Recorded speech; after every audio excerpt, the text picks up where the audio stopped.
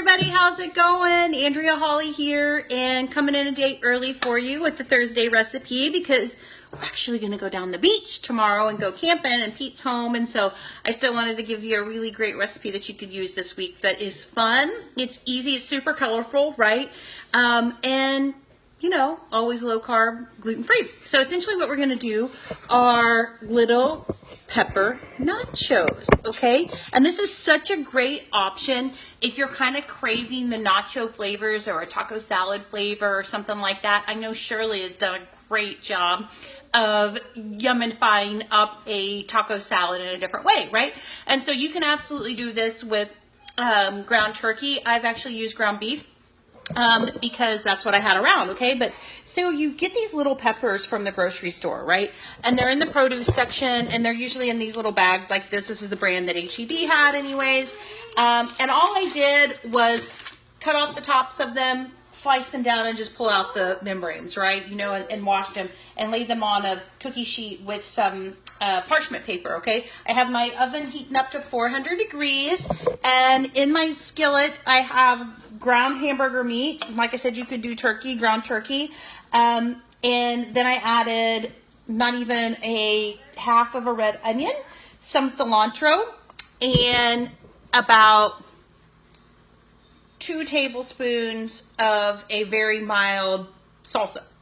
And I'm doing that because, you know, I've got the little kids and don't want it to be too spicy. And then, of course, I added all kinds of wonderful seasonings because it's all about the seasonings. That's what makes everything so wonderful. And I really encourage you, when you are cooking low carb and you are cooking gluten-free and you're trying to do things in a more healthier lifestyle, add your seasonings to it. It makes it so wonderful. So we've got cumin. Who loves cumin? Oh my God, it's so wonderful, right? Garlic, of course, can't do without garlic. Oregano and paprika, okay? And I'll list the amounts in the live after I get done, right? So I put that in. And essentially, guys, all we're gonna do now, let me get a bigger spoon to do this with so it goes quicker. I'm not going to stuff these peppers, okay? Because we're going to kind of do it like a nacho. And so if you do stuff bell peppers, which is really yummy, but you know that you have to to really get the bell peppers to where they're not just hard as a rock, you have to kind of pre-boil them. So that takes time. So these little peppers are such a great option, and trying to stuff them will make you insane. And so instead, if you just pile it on top, it makes it so easy, right? And then you're going to be able to serve this on a plate, and you can pick up the the little pepper with your hand and eat it like a chip or a nacho.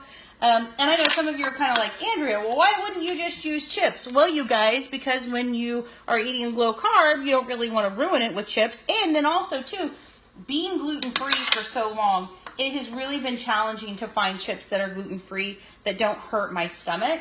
And so I have just adapted things in a different way to where I feel like I'm getting the same thing, but in a way better thing for my stomach and also a super healthier way. And when you cook like this, you guys, your kids love it. Your kids will learn to love it, okay?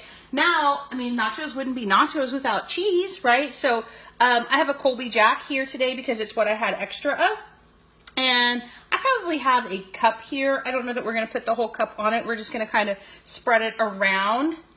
And again, I have my oven preheated to 400 degrees. Who loves nachos out there, right? Do people just love nachos? I know I totally do. And, you know, this is a great way to be able to do something like this, like the nachos, without totally overdoing it, okay? Now, because we are who we are, and this is South Texas, and Andrea loves some jalapenos, I'm going to put some jalapenos on my side. Pete likes jalapenos too. The kids won't, you know, so I'm definitely not going to do it all over it. But I love the way the jalapenos get a little bit, when they get cooked in the oven a little bit, and the edges get a little bit crispies, kind of. I don't know. It's just what I like, right? So we're going to do that. It's so yummy. And then I could always put extra on if I wanted, right?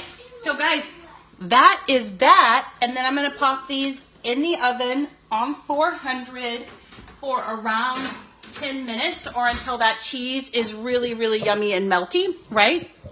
Oh, Judy, I know, right? Who just can't, I love nachos. I just can't help myself, right? So this is a great option for you, Judy. I know you're eating kind of the style that I eat, and so it's a great option for you. The other thing is of course, we're going to put some yumminess on top. And so this is a avocado sour cream.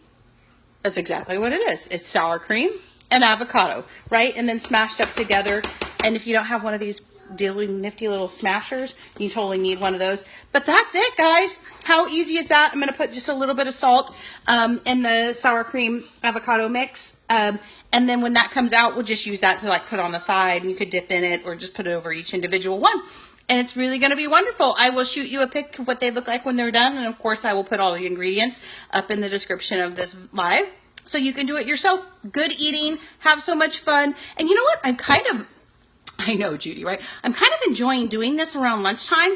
I think that allows you guys to kind of check it out, and then you could do it for dinner too. So maybe you can run to the grocery store on your way home, or think about what you're going to do for dinner. So anyhow, guys, take care and have a great rest of your Wednesday. Bye-bye.